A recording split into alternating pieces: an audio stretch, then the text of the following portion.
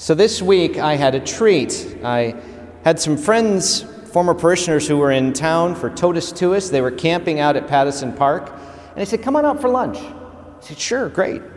And I had a little time and said, you want to go for a walk? And I said, I've never seen the Little Manitou Falls. I'd love to. So it's just a little 1.5 mile hike out and 1.5 miles back. 3.5 miles total maybe. It was beautiful.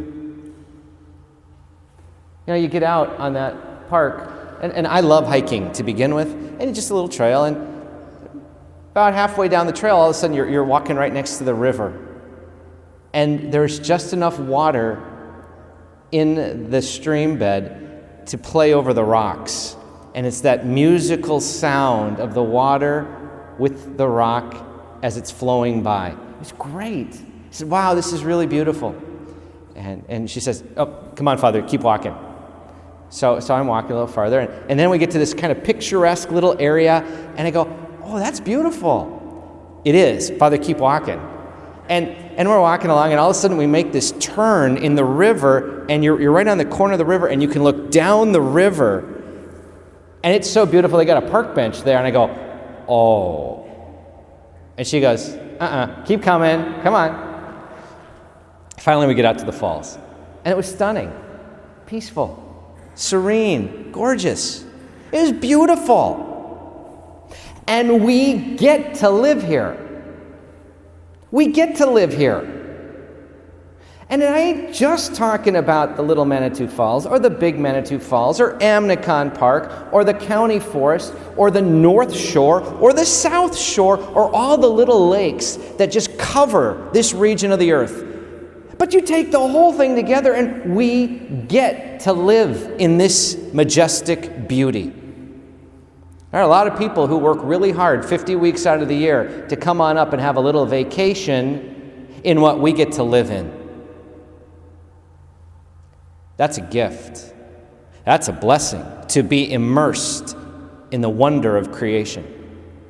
Now there's a principle that's derived from this, and we hear it in the scriptures today. The beauty of creation points to God.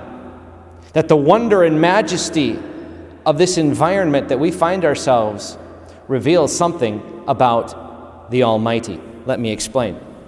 I have here my prop today. This table, which I normally have props on, is the prop. So I got the table. You're looking at the table, and you can see by its shape, its design, its form, its structure, its function.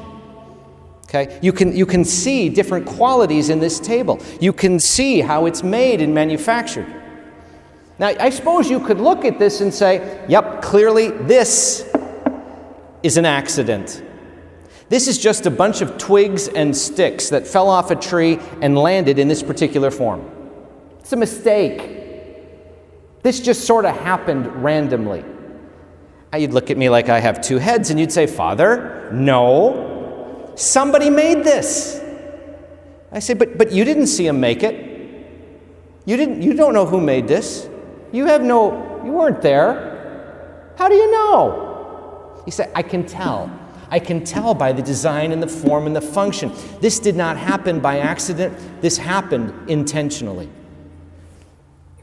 And you'd be right. That we can infer from the created thing that there must have been a creator.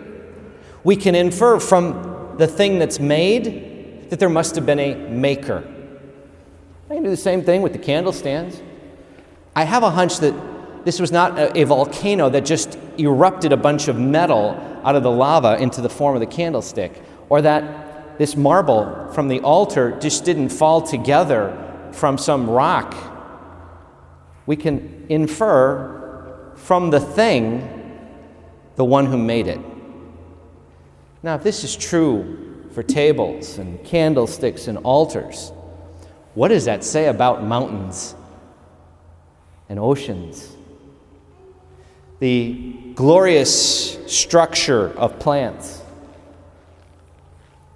the beauty of animals, or the glory of the human soul, because we're part of creation too. And we can look at any created thing and say, what does this tell us about the majesty and power, the beauty and wonder that comes from the heart of the divine? When we look at this incredible gift of creation, how that shows us the goodness of God, and it points to God's overwhelming power, majesty. The power of that and the beauty of that goes one step further. Not only did God make it and call it good, but when it comes to the human soul, God died for it. That when made in the image and likeness of God, the human person turned away and sinned, when we have made our mistakes, had our failures, wounded one another, harmed each other, harmed ourselves, God intervenes. That the Creator, out of this tremendous love for the creation, would come into the world and give his life on the cross. Because, for some crazy reason, God thinks the human soul is worth it, worth dying for. That the Creator looks upon the creation with so much love to say, I will give my heart that they might have life. When we look at creation, we see not only power and beauty, we see love. Folks, we see tremendous, incredible, overwhelming love. The takeaways today are really twofold. We get to live here. We get to be immersed in the beauty of creation. Do we recognize what we live in?